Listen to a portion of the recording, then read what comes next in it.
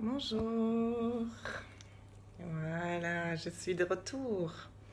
Je suis de retour, mais toujours en Sicile. Et depuis Palerme, je te souhaite une très bonne année 2019.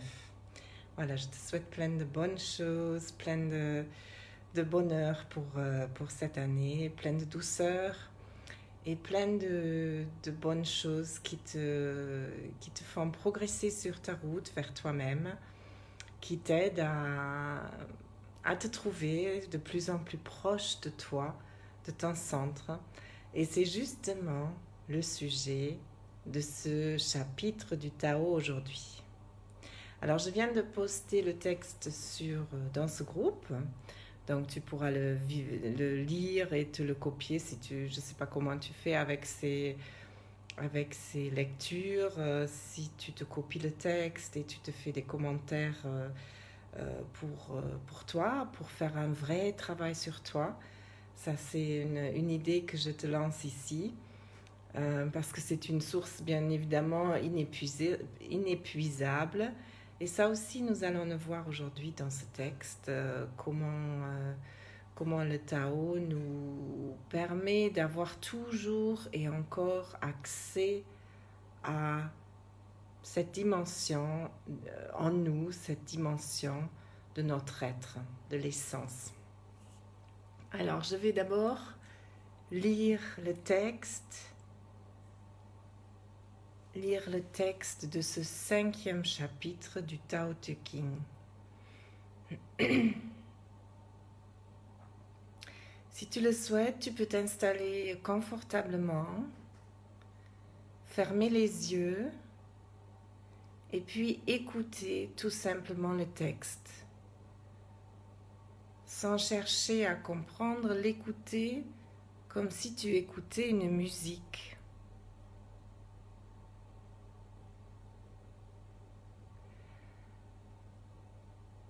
Le ciel et la terre n'ont point d'affection particulière. Ils regardent toutes les créatures comme le chien de paille, le chien du sacrifice. Le saint homme n'a point d'affection particulière. Il regarde tout le peuple comme le chien de paille. L'être qui est entre le ciel et la terre ressemble à un soufflet de forge qui est vide et ne s'épuise point, que l'on met en mouvement et qui produit de plus en plus du vent. Celui qui parle du Tao est souvent réduit au silence. Il vaut mieux observer le milieu.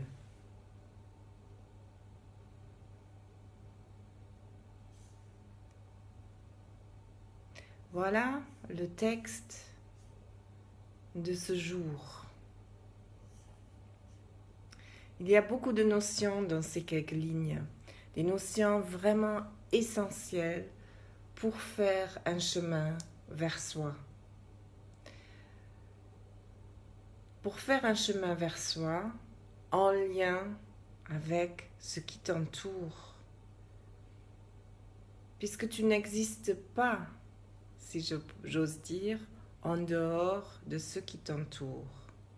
Si tu observes bien, tout ce que tu peux recevoir, c'est toujours là où tu es.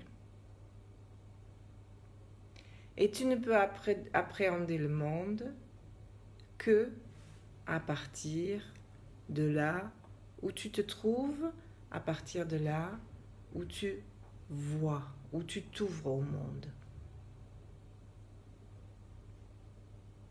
Le Tao, lui, il n'a pas de forme. On a appris ça. Ce n'est pas quelqu'un, ce n'est pas quelque chose. Le Tao est sans forme et il est là partout, toujours.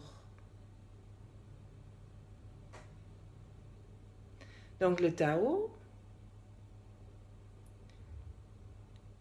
il n'aime rien. Il ne t'aime pas plus toi que quelqu'un d'autre.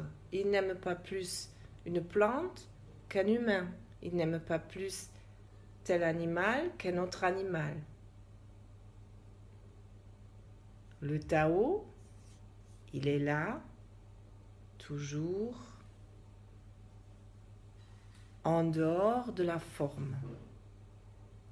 Et même le ciel et la terre, qui sont déjà des formes, qui sont les deux opposés d'un même mouvement, on va l'appeler comme ça, c'est-à-dire le ciel et la terre font un couple qui forme une cohésion, comme le jour et la nuit font la journée, le ciel et la terre font cet ensemble dans lequel toi tu existes. Et ni le ciel ni la terre n'ont d'affection particulière. Le ciel ne t'aime pas plus que quelqu'un d'autre. Le ciel ne t'aime pas plus qu'une plante ou un animal. La terre ne t'aime pas plus que quelqu'un d'autre. La terre ne t'aime pas plus ou moins qu'un animal ou une plante. Où est-ce que ça nous mène, cette idée-là? Cette idée nous mène à un endroit où nous pouvons nous inviter à quitter le jugement. C'est crucial et profondément intéressant si tu veux aller vers ton essence. Le jugement, il est inutile, il ne t'aide en rien dans ton essence. Le jugement, il t'aide dans la vie courante à t'orienter, à prendre des décisions, à voir où tu veux te diriger, à appréhender ce qui est bon pour toi. Mais il ne t'aide pas dans ton essence à t'orienter vers l'intérieur et observer les choses dans leur essence, dans leur pureté.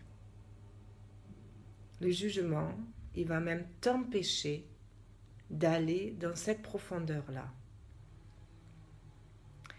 Le monde du non-jugement ne dit pas qu'il ne faut plus à certains moments mettre en rapport les choses et dire ça c'est bon pour moi, ça c'est pas bon. Ça c'est bien dans le sens c'est quelque chose qui va me faire du bien ou qui fait du bien aux autres.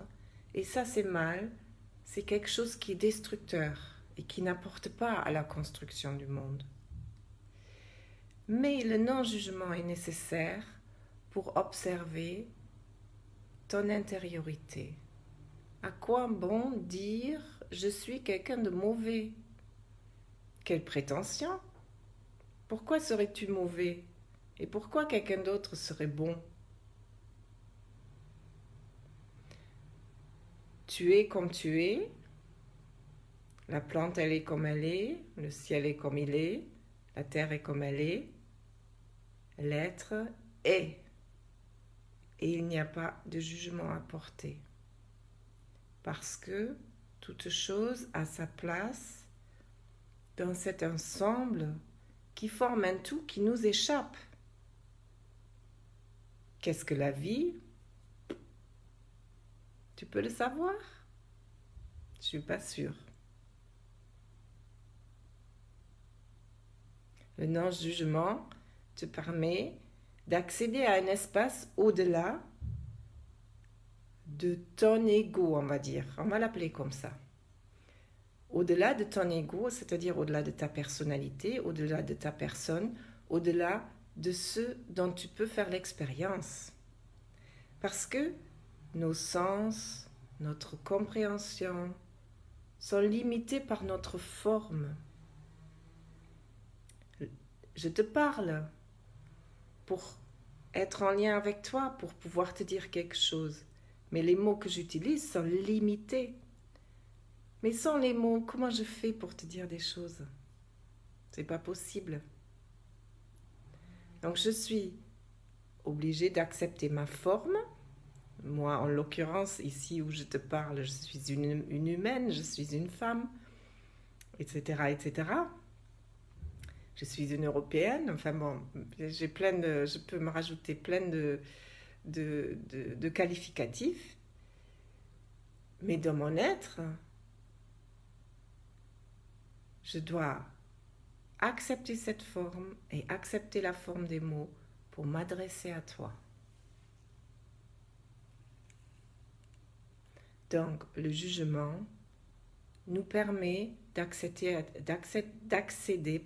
cette dimension plus grande, plus profonde, plus pure de l'existence. Voilà, le texte continue. Donc, le saint homme n'a point d'affection particulière, il regarde tout le peuple comme le chien de paille. Alors le chien de paille, c'est ici une traduction qui introduit la notion de sacrifice. Les chiens de paille étaient les offrandes aux dieux qu'on brûlait pour honorer, pour gratifier les dieux. Et donc un chien de paille, a priori, il n'a pas la valeur de la vie. Et pourtant, il a une valeur symbolique forte, puisqu'il est le lien entre la divinité, le Tao, et l'humain. Il porte une valeur symbolique. Donc, il a une valeur. Mais pourquoi il serait plus valable que toi? Il ne l'est pas. Tout a la même valeur.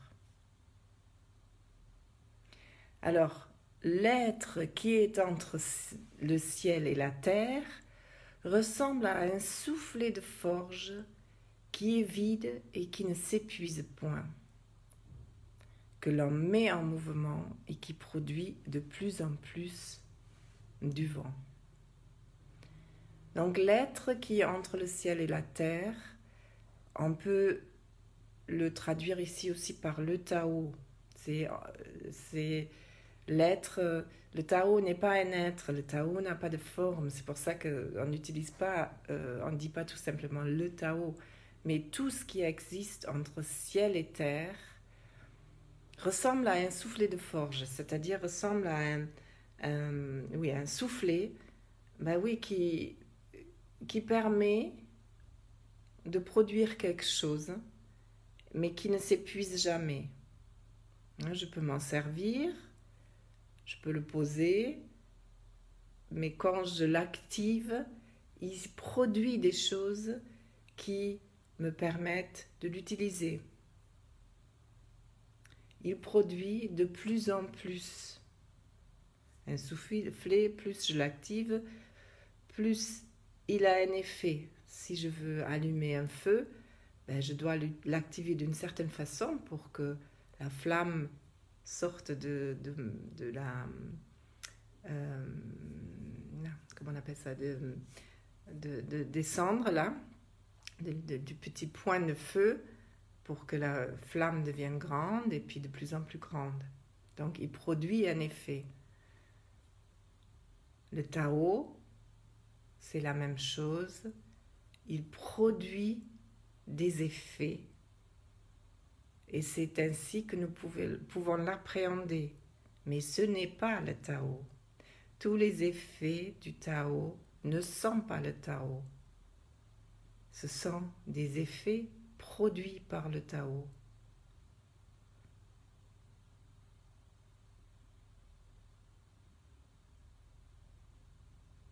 Et cette source, elle reste inépuisable. C'est sans fin. Et il existe même en dehors de mon expérience, en dehors du moment où je commence à l'activer. Il produit des choses à mon insu et à la fois, si je me connecte, je vais pouvoir en constater les manifestations.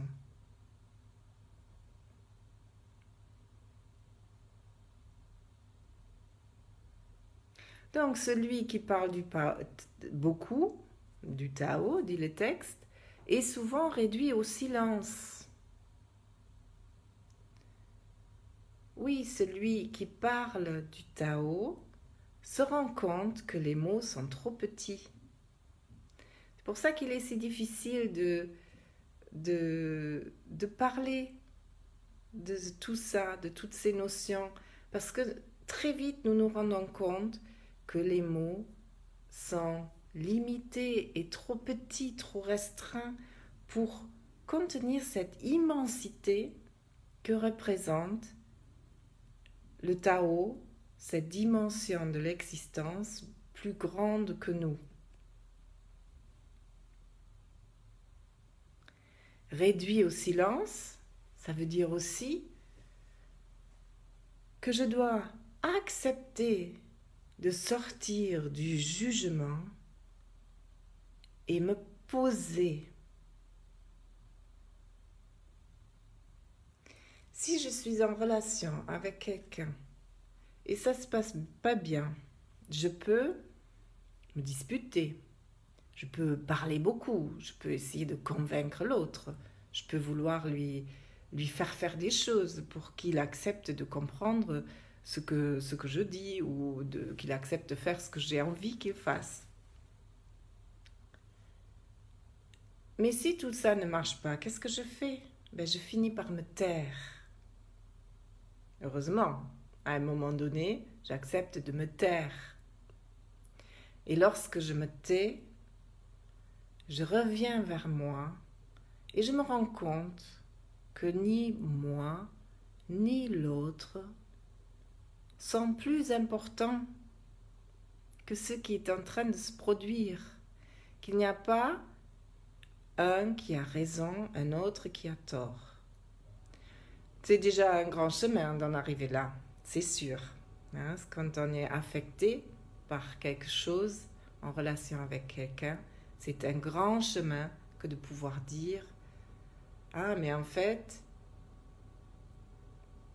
je n'ai pas plus raison qu'il n'a raison. » Ou il a des raisons qui m'échappent. Je pourrais dire ça au moins. Des raisons, c'est-à-dire ce que je peux comprendre de la vie, et il y en a toujours. Et tout un chacun a des raisons pour agir de la manière dont il agit, de parler de la manière dont il parle, de faire ce qu'il fait. Il y a toujours des raisons à ça. Est-ce qu'elles sont bonnes, pas bonnes? Qui c'est qui peut juger de ça?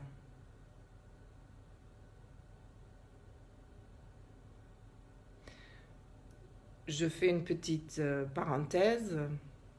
Bien évidemment,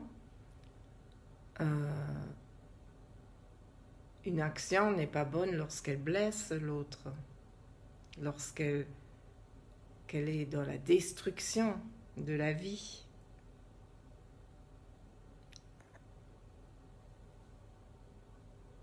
Mais nous sommes à nouveau, avec le Tao, pas du tout dans une considération morale. Nous sommes dans des considérations qui nous permettent d'appréhender la vie, le monde, dans sa pureté, dans son essence. C'est ça qui va nous connecter à notre propre essence et qui va nous permettre de mieux nous comprendre, de mieux nous accepter, de mieux nous aimer tels que nous sommes. Et donc, avec cet amour que nous pouvons porter à notre essence, nous ouvrir aux autres et les enrichir comme eux, ils peuvent nous enrichir. Pour ça, il est essentiel de toujours revenir au centre, entre ciel et terre, entre ce que je vois, ce que je ressens. Tout simplement m'asseoir, me taire les pensées, apaiser le cœur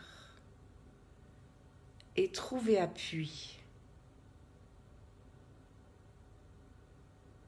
De cette manière, le Tao qui est là toujours peut traverser mon être et je peux m'ouvrir à une dimension plus grande que moi.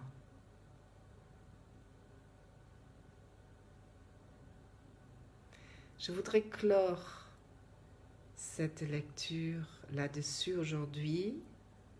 Je t'invite à réécouter la vidéo, à expérimenter tout ce que je viens d'évoquer pour toi. Et j'ai même envie de te proposer de prendre des notes. Plus tu vas travailler chaque chapitre pour toi, plus tu vas en retirer quelque chose qui te sera utile. Et ça, après tout, c'est l'intérêt que je porte à faire ce travail ici pour toi, avec toi.